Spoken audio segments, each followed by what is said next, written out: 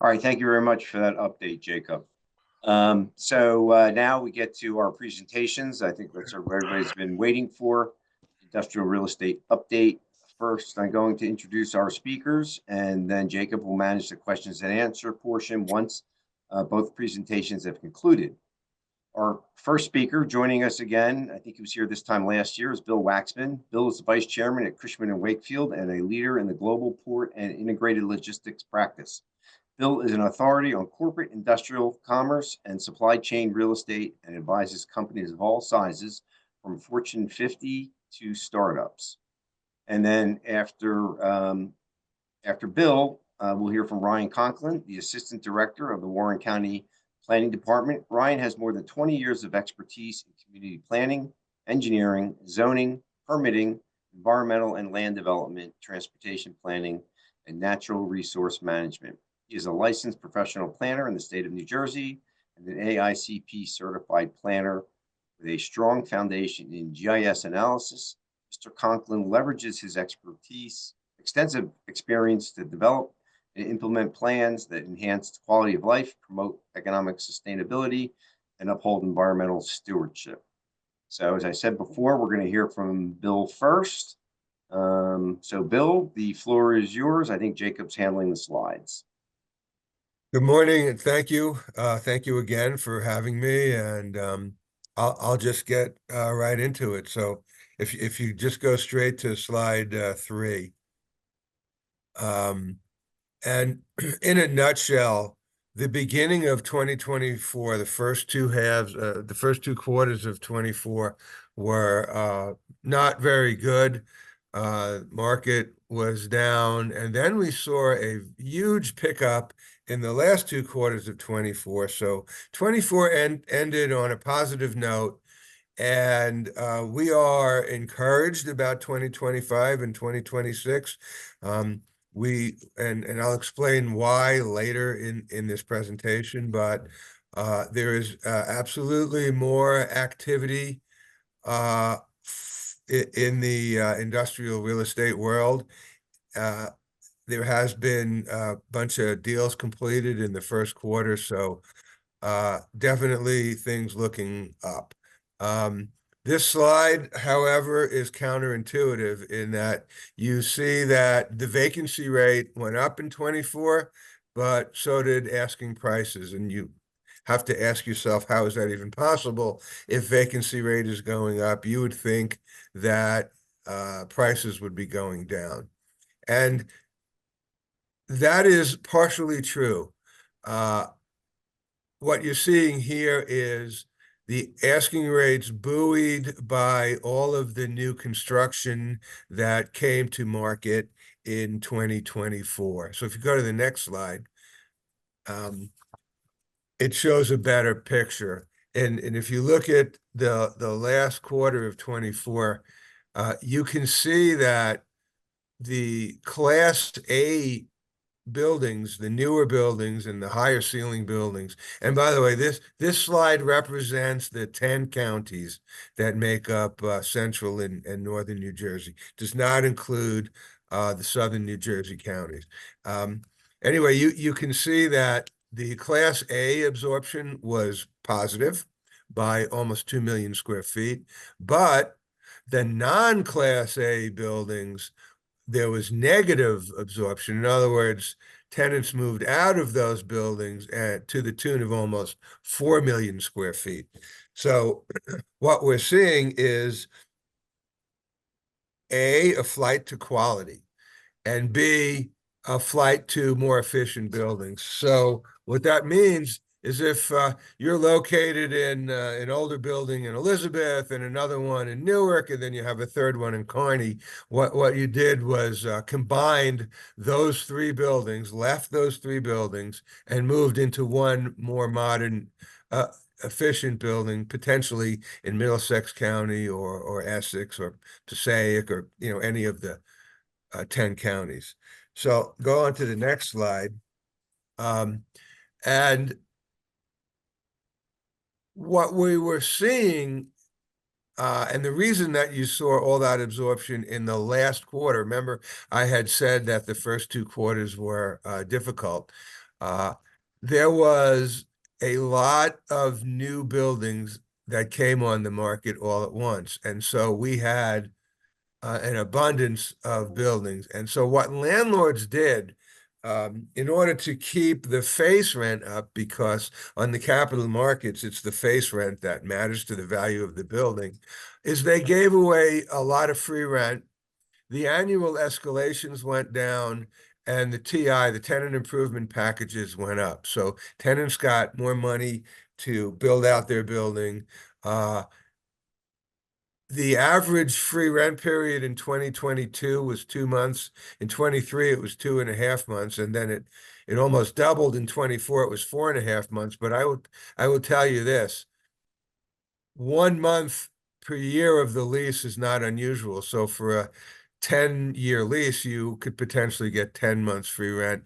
And there was pressure on the annual escalations, which uh, was really hovering around 4% a couple of years ago, and it's pushed down to 3.5%. So landlords were playing the net effective game. So in other words, when you take in all the package, the whole total cost, although the face rent might be high, the actual net effective rent, there was definitely pressure on that. And this slide is really for Class A leases only. There was downward pressure on the non-Class A buildings, so rents definitely being pushed down in the older, lower ceiling, less efficient buildings. Go to the next slide, please. One of the other issues affecting the New Jersey industrial market and one of the gauges of the health of the market and the companies that operate within that market, is how many square feet of subleases are on the market. So what puts a sublease on the building, or one of the things we discussed, was you leave 3 old buildings and move into new one. So even though you absorb, let's say, 300,000 square feet in say Middlesex County, you vacated 200 or 300 or 400,000. Probably, if you moved into 300,000 square feet of an efficient building, you probably left 400 to 450,000 square feet of older buildings. So that puts subleases on the market, along with consolidations. Companies get bought out, companies get sold to each other. There's duplication of buildings in the market. Companies move to other states, other locations. In some port diversification, we're seeing growth. I know it doesn't matter to this group, but we're definitely seeing growth in Charleston and Savannah markets, as well as Norfolk to a lesser degree, and bankruptcies. So companies that aren't healthy leave buildings. And right now, 14.8% of the available space in those 10 counties is subleases, which is, I think, personally, a little bit on the high side. So continue, please. On a healthier note, one of the things we've noticed is the sweet spot for space now is really smaller buildings. So I would tell you anything under 50,000 square feet, under 30,000 square feet, the vacancy rate is much lower than the bigger buildings. For example, there's a building in Avenel that's been available quite some time of over 1 million square feet. And the 1 million square foot tenants are really looking at lower cost locations, such as Pennsylvania, Eastern Pennsylvania, even Southern New Jersey, exit 6 and below, and Southern New York State to a lesser degree. So the bigger buildings are having a harder time. And what landlords have done is decided to divide the building. So we're seeing 500,000 and 600,000 square foot buildings being divided into smaller units, and that's been helpful in absorbing some of the space. Keep going. We think coming up in the end of 25 and 26, the market's going to start to change. As we lease our way through the availabilities that are out there now, and I would tell you, if you had 150 or 200,000 square foot tenant, there would be 25, 30 buildings to show. And that's way too many. But as these buildings get absorbed and deals are starting to get made, there is much less buildings under construction, and owners are really reluctant to spec buildings. It's becoming much more difficult to build warehouses in New Jersey. It's becoming much more expensive to build warehouses in New Jersey. So we're predicting that in let's call it 26 for argument's sake, uh, there will be a lack of newer buildings and new construction. So there'll be some, but it will it will start to bring upward pressure again on pricing. Right now, pre-leasing is way down at 8%. And I would tell you that during the pandemic and just after, pre-leasing was 75%. So that's not a good sign right now. So construction is slowing, and if you look at the chart where it says reaction to past year, that was when Amazon and other internet companies were taking every last building that is available. That is no longer happening, but it's sort of a bullwhip effect where developers and landlords saw all this rents going up exponentially and no downtime and buildings being leased before they were done. So they started to build. And also office buildings started to vacate, and we all know the office market is very tough in New Jersey. And so landlords bought office buildings and turned them into industrial buildings. And so that is much more difficult to do in New Jersey now. So new construction will start to slow considerably. Next slide. And this really just is a slide that reiterates what I just said. You can see where pre-leasing was in previous years, and now it's way down. This is a redundant, so we can go to the next one. So New Jersey is still a very good location for warehousing and industrial uses such as light assembly, pharmaceutical, data centers. I mean, our list of types of tenants are all over the place, and we have a healthy mix of tenants. So if one segment falters, we definitely have other segments that will take it over. But we believe the market will start to favor landlords at the end of this year and beyond. And if you go on to the next one, it just shows we think rents will start to increase again about by 3% a year in the coming couple of quarters. I don't think the beginning of 25 is going to show that. And econometric folks are saying end of 25. I think it's an evolving story, and my crystal ball's a little cloudy right now, so it's hard to tell. But I'm definitely optimistic for New Jersey and for our industrial use sectors going forward. So next slide. What's interesting about this slide is there has been a new surge of activity in the industrial sector. And I'll spend a little time on this slide because it's important. 50% of the New Jersey industrial real estate market is driven by the third-party logistics companies, whether that's fulfillment, last mile delivery, e-commerce. It's a very, very big part of what we do. And, as of the past, let's call it year, 50% of that 50% was new entries into the market of Asian-owned and supplied third-party logistics companies. So, and the vast majority of those companies were Chinese-owned companies. So why? Well, there is something called I forgot what the exact exemption number is, but there's an $800 exemption for duty being sent directly from, let's use China because that is those the biggest supplier. And and so what we were seeing is companies like Temu and Shein shipping, you order something from them and they ship it directly to your house. They don't have to pay duty on it if it's under $800, and it sort of bypasses customs and uses the United States Postal Service and the federal government to subsidize a lot of their costs. There is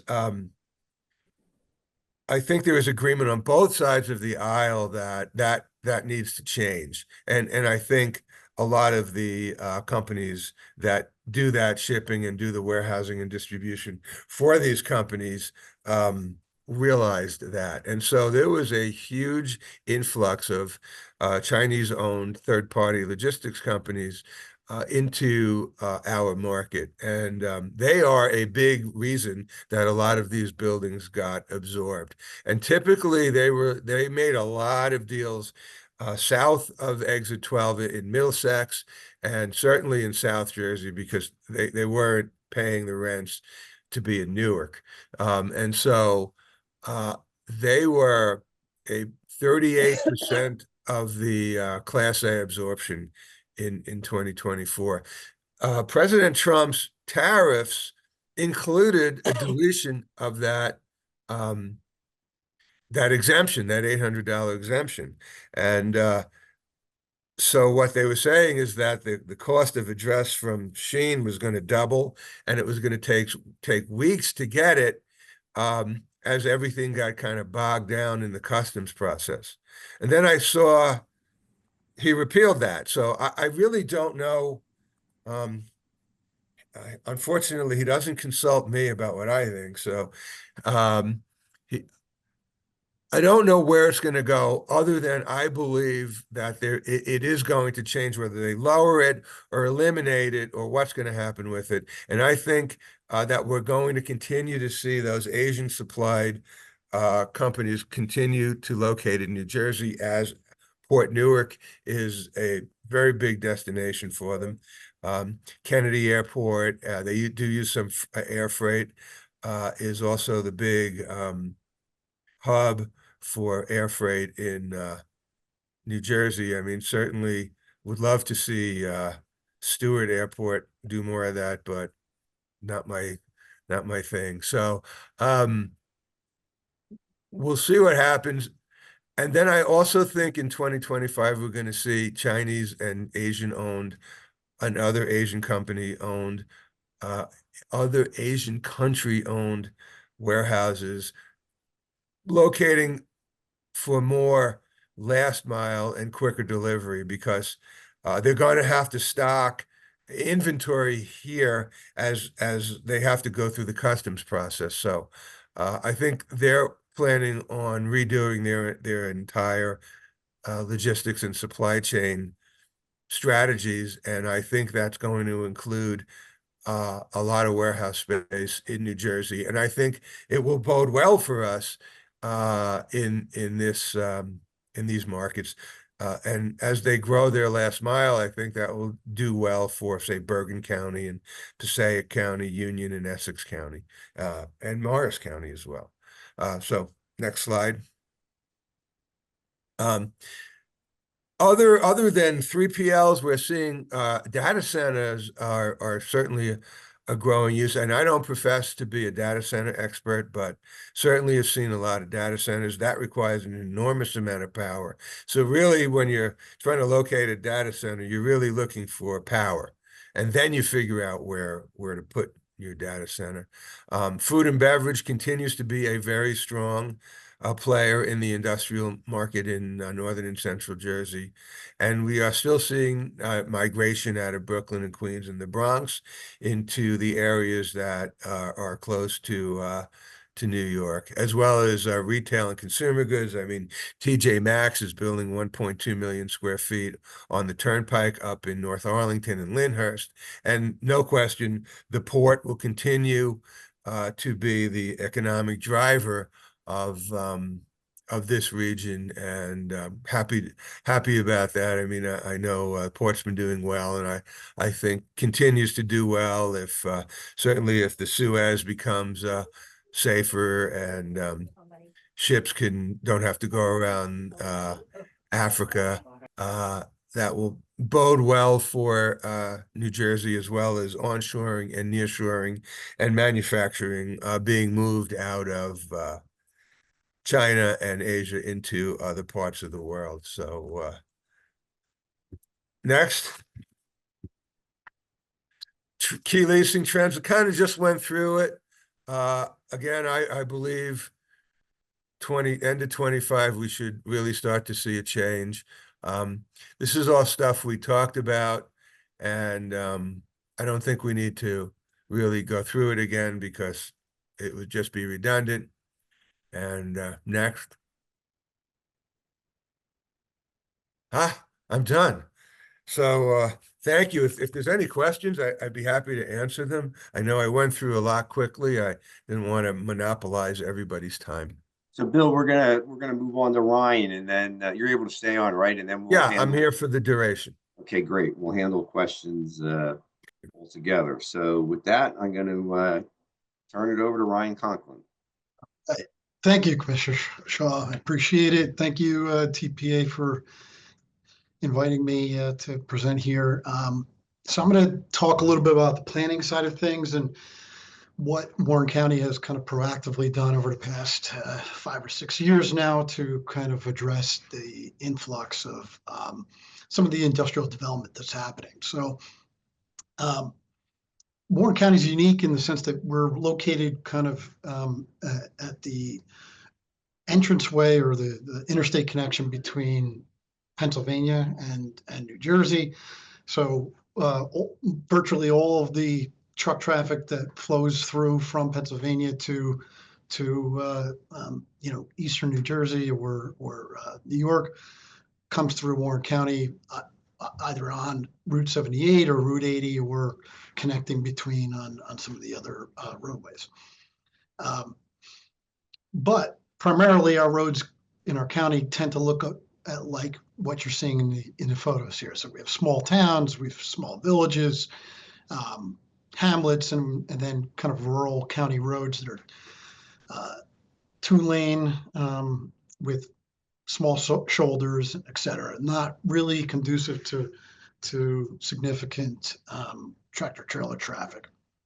So this whole thing started when there was a major application kind of in the middle of our county on Route 519 for close to 3 million square feet of warehousing that was proposed, created a pretty significant backlash publicly. And then we started to take some measures to kind of figure things out and mitigate it, although that project has now gone by the wayside because SADC actually purchased that property. So that major project that was kind of stimulated this whole process that we've gone down has kind of gone away. That being said, there still is a number of future development in terms of industrial that are happening. You can see that the trends that Bill had identified are kind of starting to come to fruition. You see right sizing of a lot of the warehousing. We're seeing a couple proposals for 50,000, 100,000 square feet, and not the 850 and million square foot buildings that were proposed at the end of COVID, 2021, 2022. So it was interesting to see those trends, and you can see that they're started to come to fruition here. So I'm going to quickly go through the history of kind of what we did from a planning standpoint and what we did to kind of mitigate some of the impacts associated with these developments. Next slide, please. So we actually received a grant from the Highlands Council, which was to complete a light industrial study in 2019, 2020. And it was basically a zoning analysis and a traffic analysis to see what, if everything got built out that was industrially zoned, what would that translate to in terms of impacts to traffic and our roadway infrastructure. We then went through a comprehensive transportation master plan, also looking at freight movement with some suggestions in terms of how to move forward. And, one of which was to do a complete street study, as well as some of the other measures that we'll talk about later. We did a 2022 forecast analysis on 519 based on some of the developments that were proposed at the time, 2022. 2022, we also did a municipal meeting, kind of talk collectively, because public outreach is paramount. Commissioner Sonarski and myself coordinated that and held that to get direct input from all the municipalities as well as other stakeholders.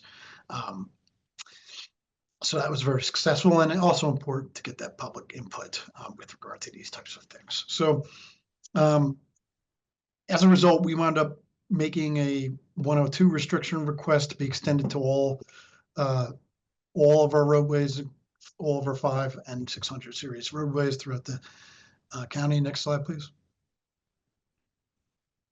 We did a safety audit in 2022 for 57 and 22.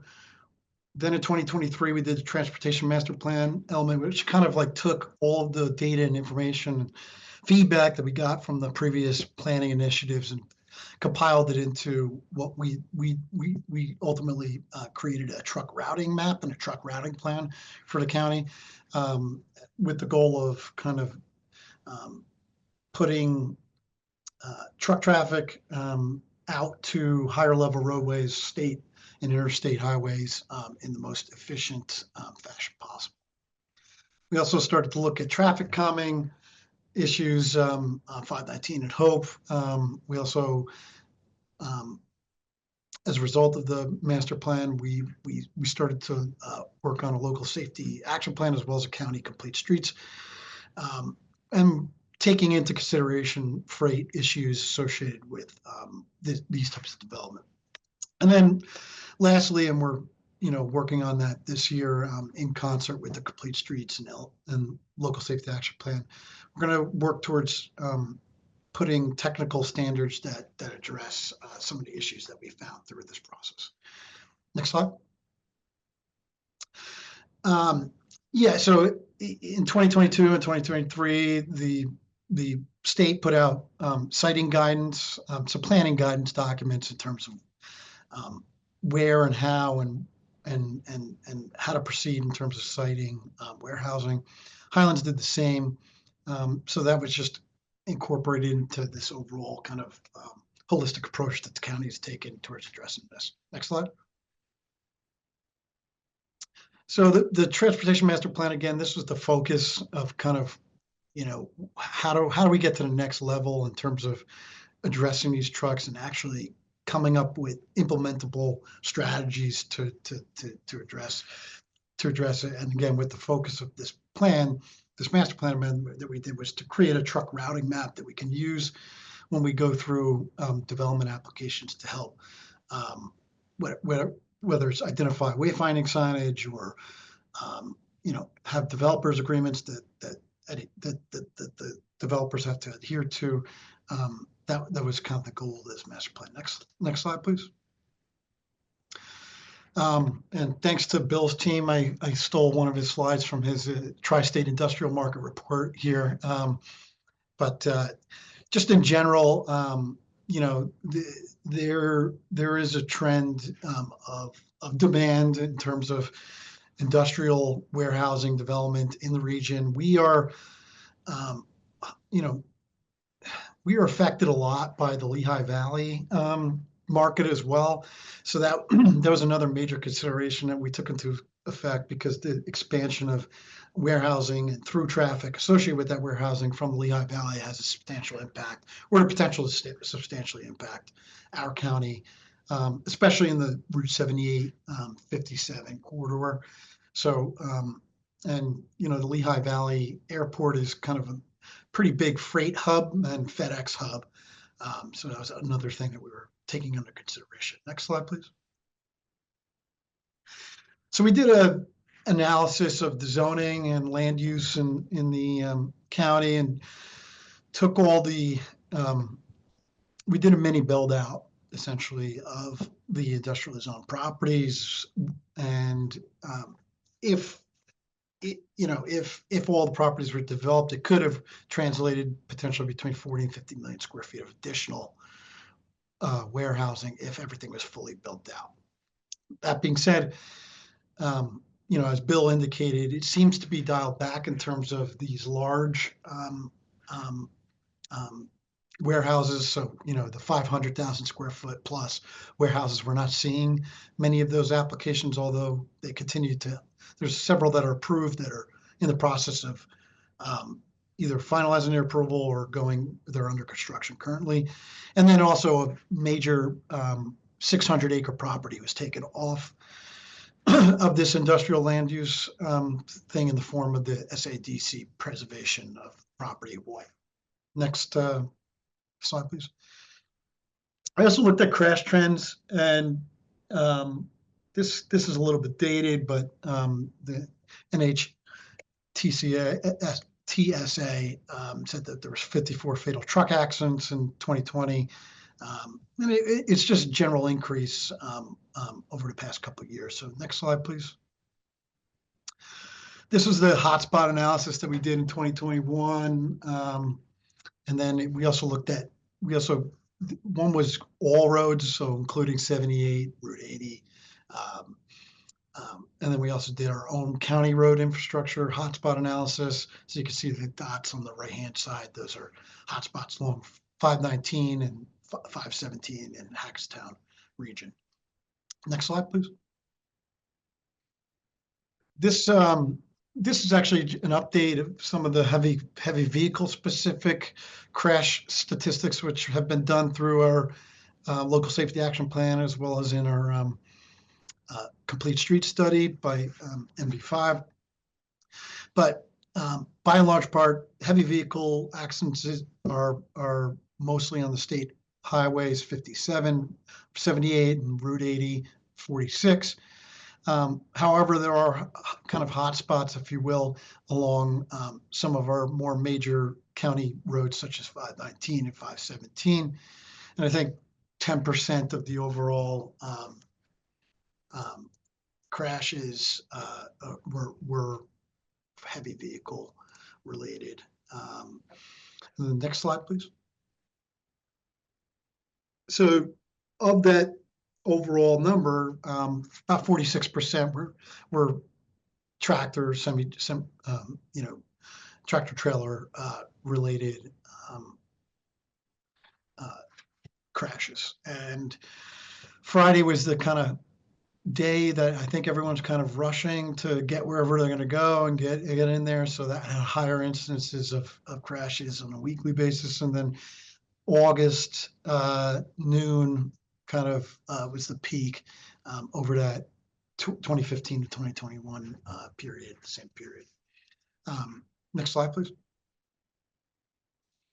So we have existing truck restrictions, the 102 restrictions on the left. We also have weight restrictions, as well as height restrictions on some of our roadways. And these maps kind of depict some of those restrictions, although the 102 restriction has been extended to all of our roadways as well. Next slide, please. And then this is a composite map, but there's also a little bit difficult to see, but the pink lines are the local restrictions as well. The red are the county. But just kind of give an idea of kind of where the restrictions are in town. Next slide, please, in the county. And then all that data was basically utilized and compiled together to put together this truck routing map, which is adopted and is part of our master plan. We reference it when we do our land development reviews, and we work with developers to come up with either wayfinding signage or direct routing recommendations or adherence through developers agreements. And I think it's a useful tool. It's a useful tool that municipalities can use as well when they're undergoing their planning and their reviews locally. Next slide, please. We also had implementation strategies. So we incorporated into that master plan a municipal planning guidance, adherence to the truck routing map. We identified developers agreements as a mechanism to get trucks to be routed in the appropriate direction. Also, signage and striping and wayfinding, as I indicated before. Next slide, please. And then physical improvements. So we've also used this whole kind of tool palette to identify where physical improvements need to happen as a result of these development, whether it's a signalized intersection or roadway widening or accommodations for multimodal type traffic connections. So we made those recommendations as well and utilized this tool set that we developed to have the conversations with the developers when they come in, and weight restrictions as well. Next slide, please. So as I mentioned, the weight restrictions. So we did a 13-ton weight restriction on our major 500 series roadways. And when I say weight restriction, it's a weight restriction associated with through traffic. So, one of our major issues from a truck traffic standpoint has been the folks kind of being rerouted or cutting through the county on these, rural county roads that are not really well suited towards truck traffic. And so the 13-ton weight restriction is specific to through traffic, whereas local deliveries are exempt from that weight restriction. And we're trying to curtail there seems to be a lot of cut through from 78 up to 80. 519 has been kind of the main focal point of that cut through traffic, although 517 as well, and 521. And they go through really rural areas, small towns that just aren't conducive to having that type of level of traffic. So, and then really it was enforcement. So we worked with the state police. A lot of our municipalities are covered by the state police as opposed to local police. But we worked with them to come up with kind of a plan of attack in terms of how they were going to address this weight restriction. And then locally in Lopatcong and Powhatan townships, they did the same.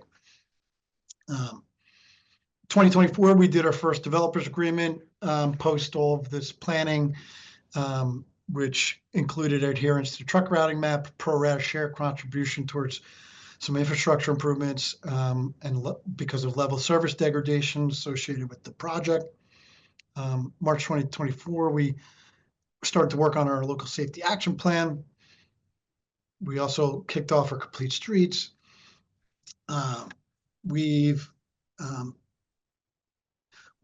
also done a number of, so the first developers agreement happened in January, but since January of last year, we've probably done about 4 developers agreements with some of these major industrial developments to kind of look at mitigation activities to address the truck traffic associated with that.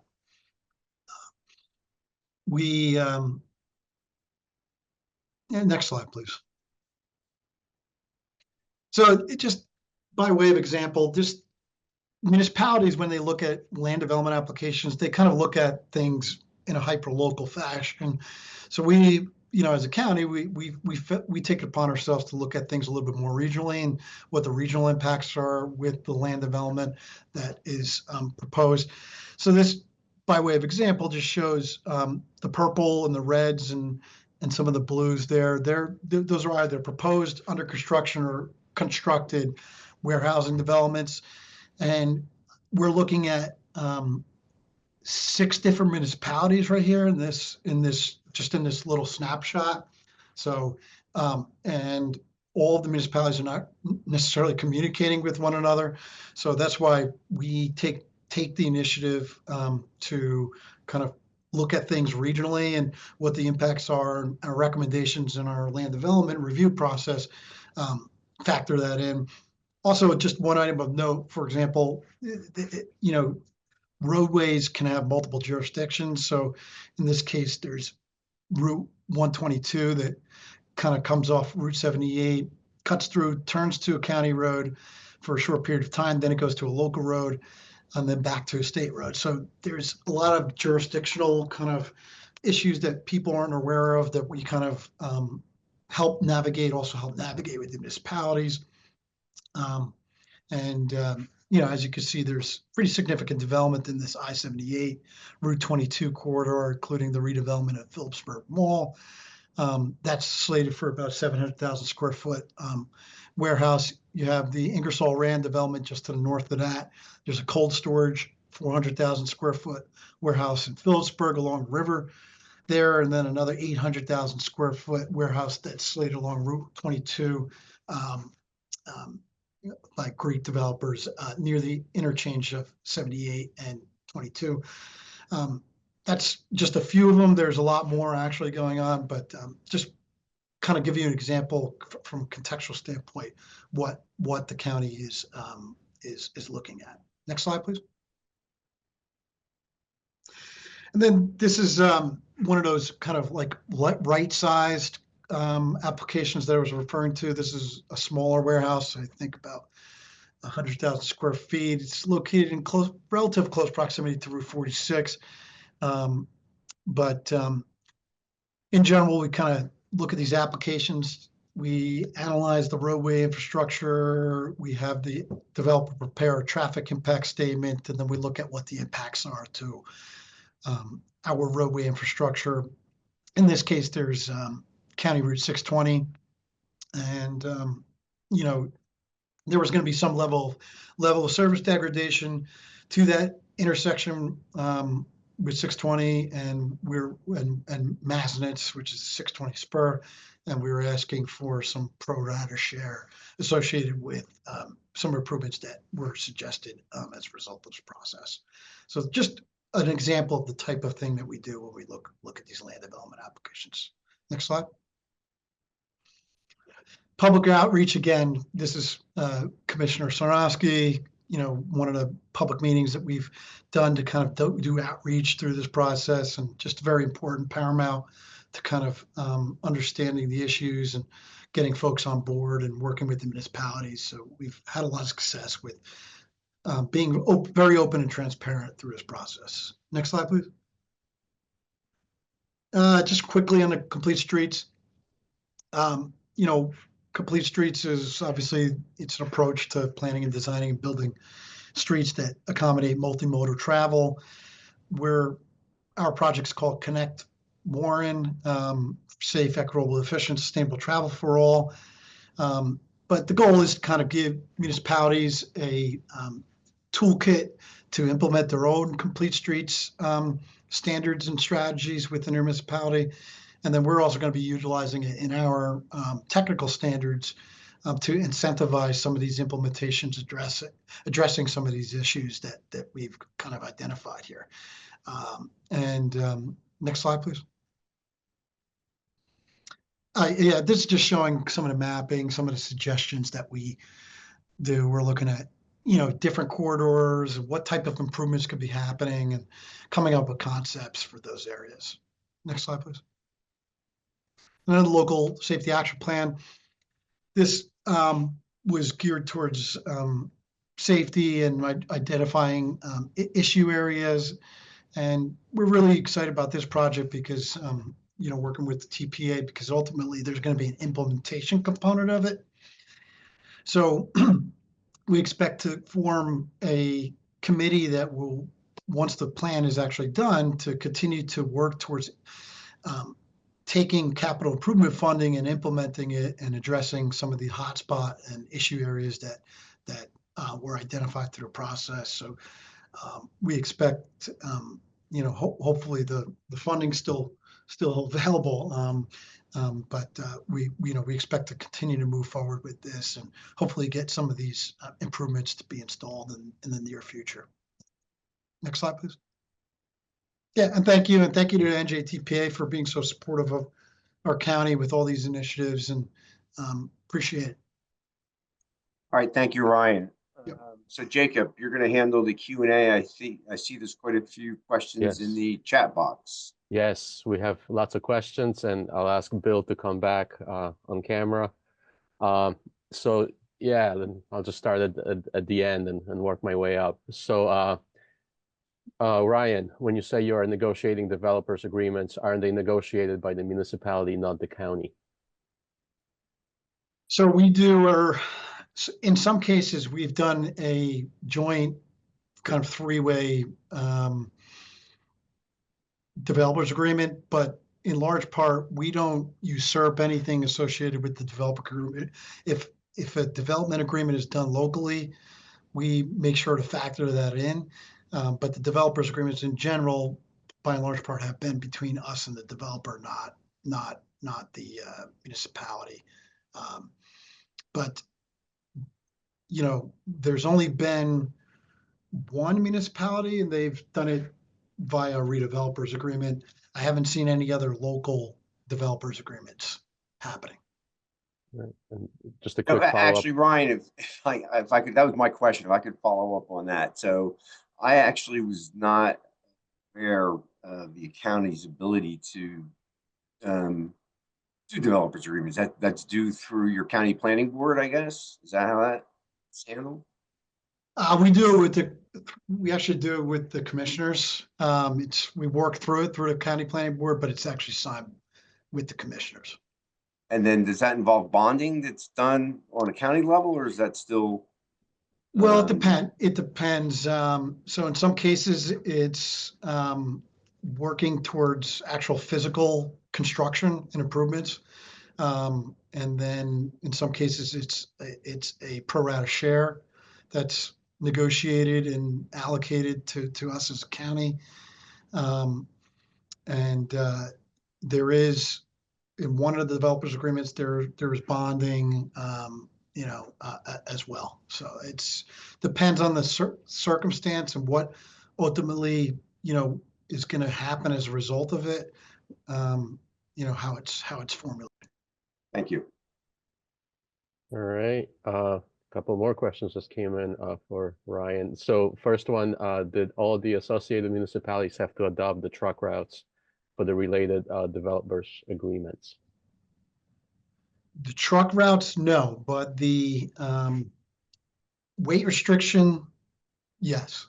So they all had to be in agreement of the weight restriction that was ultimately approved by the DOT, as well as the 102 restrictions. Okay, and another one on truck routes. How much truck traffic do you see on the 500 and 600 level? Since the enforcement has picked up, it's a significant decrease. Okay. I don't know if I know we've done counts in a couple places, but I don't think we've done kind of like a full analysis of like a whole corridor as of yet. But I mean, just by way of, I'm sitting looking at 519 right now. The volume's significantly cut down. Okay, and another one on the developers agreements. How are you dealing with the off-track issues related to those agreements, and do you anticipate those to be challenged? Yeah, so again, there's a rational nexus between what we're asking for and so when there's a off-track improvement, it's tied to a level of service degradation that requires a physical improvement to happen. And again, we work through that and with the developer, and so far we've had a lot of success. The first physical improvement to be installed is going to happen probably in the next year. So I'll know more once we get down the line there. So. Okay. And now I guess a safety question for you. Do you have any statistics or anecdotal evidence that distracted driving was due to drivers trying to use navigational software especially applications that are not specifically configured for heavy haul trucks. I'm sorry, can you repeat that question? I apologize.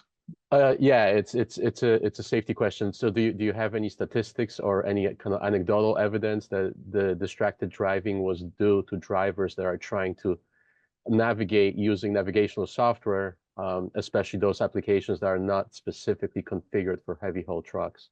So I guess like if the app doesn't kind of distinguish between vehicles and trucks, and the truckers are using that, are you finding that has an impact on them? I guess being distracted because they're having a hard time getting, finding their way. I think anecdotally, we've heard that. I don't have actual data on that. Yeah. Okay. And now this one I think is for both of you. So what, in your opinion, is the role of the developer in the accommodation of truck parking or staging needs? Well, a developer knows that if you don't have adequate truck parking or trailer parking, it's going to be difficult to rent the building. So it's really market dictated. And so anyone building a new building today, and I would say whether it's in certain areas are much more land constrained than Warren County, but it would be a big mistake to not include a sufficient number of truck and trailer parking at any new development. One of the reasons people move from older inadequate buildings is because of the lack of parking. Ryan, does Warren County have any rules or any guidance with with respect to this?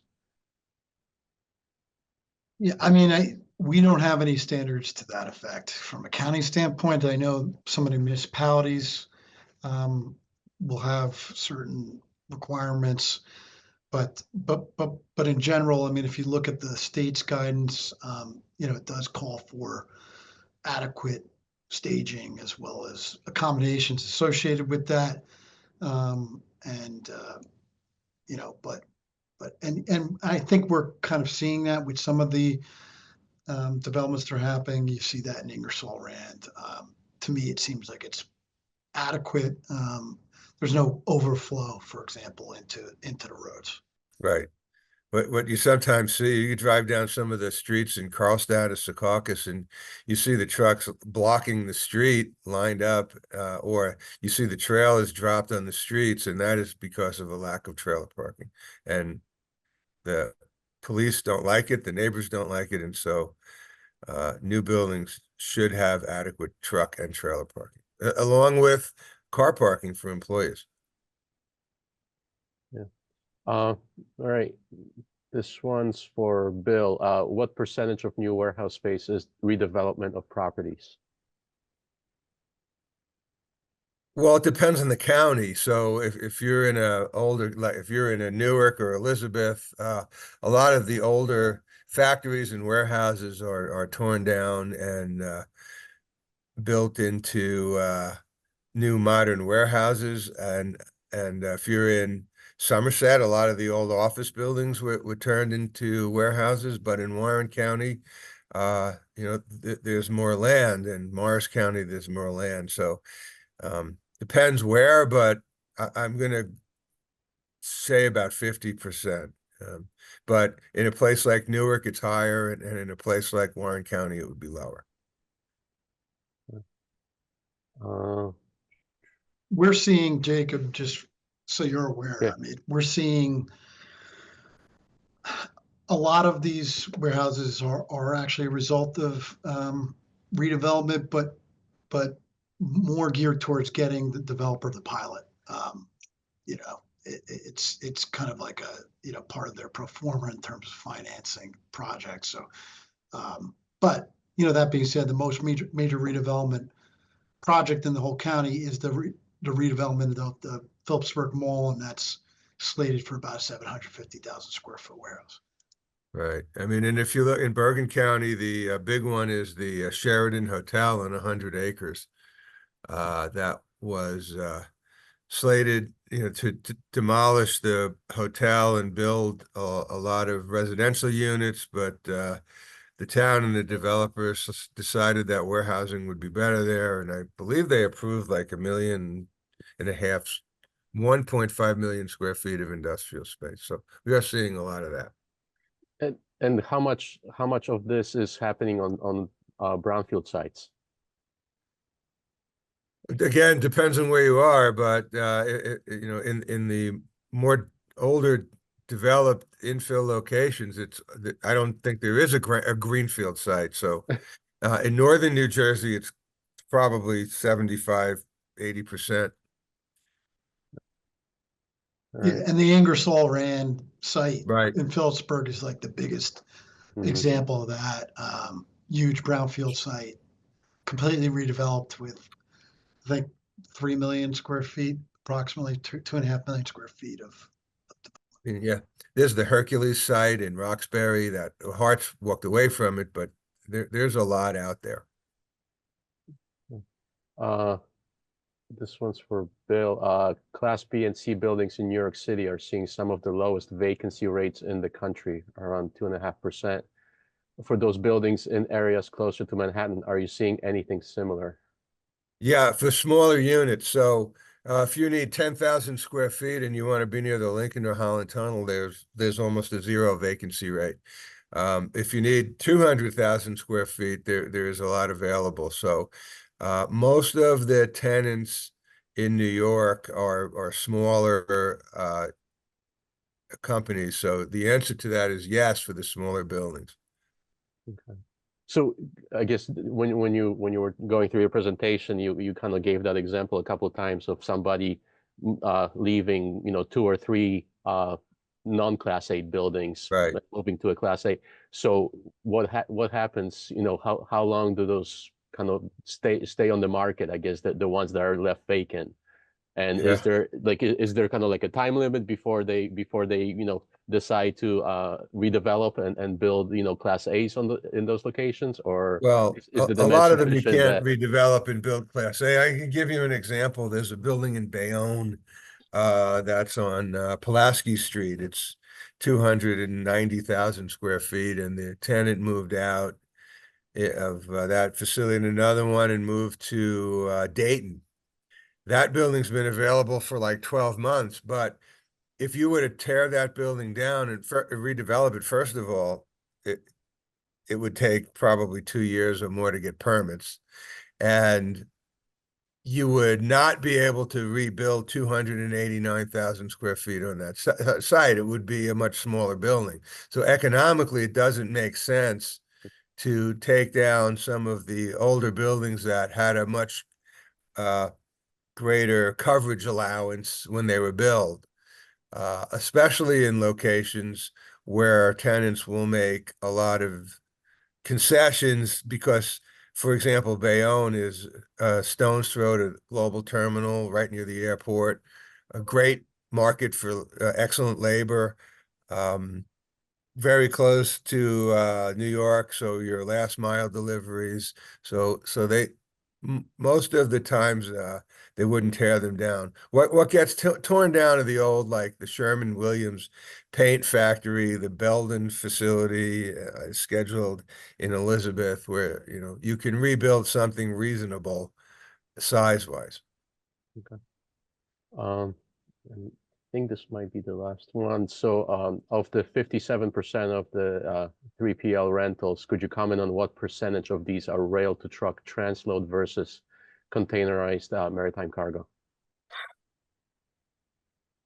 The vast majority is waterborne. We do get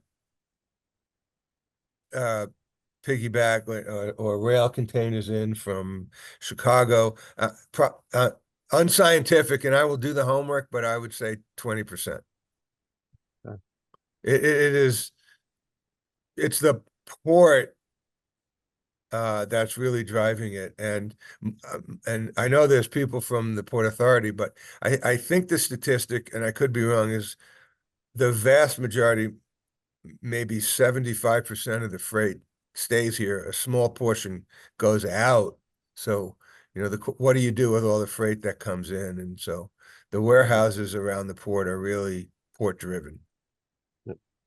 We have a Okay. couple warehouses tapping into the freight rail system, but I would say in our county, it's But that's underutilized. different.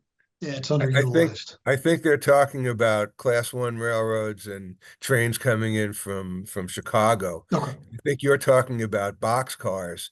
There is some of that, wine and paper and grain and that kind of stuff. And I would tell you 10% of the available buildings at any given time have rail siding, but that is for the boxcars. That is not for trains, transcontinental trains coming from Port of California. I think that's about it. And Ryan, I just have one last question. If you can speak to, did you have any involvement in that development that didn't actually happen in White Township? That was, I guess, somewhat controversial. Did the county have any like formal involvement in that process? Yeah, so that's what I was referring to when I started my presentation. That was the Jandal project, but ultimately there's enough public pushback that the SADC stepped in and purchased the property. And I think it was one of the largest purchases by the State Agricultural Development Committee in the history of New Jersey. And they purchased 600 acres, took it off the industrial or the potential for it to be developed. But again, that was what we're seeing now is most of the industrial development's happening in the right locations, adjacent to interstate highways and state highways. That one was not. That one was located in an agricultural zone area, not zone, but area, kind of in the middle of the county, not in close proximity to Route 46 or 22 or 78 or 80. So but since then, basically, we've seen these developments happening in the right areas near major interstates and state highways.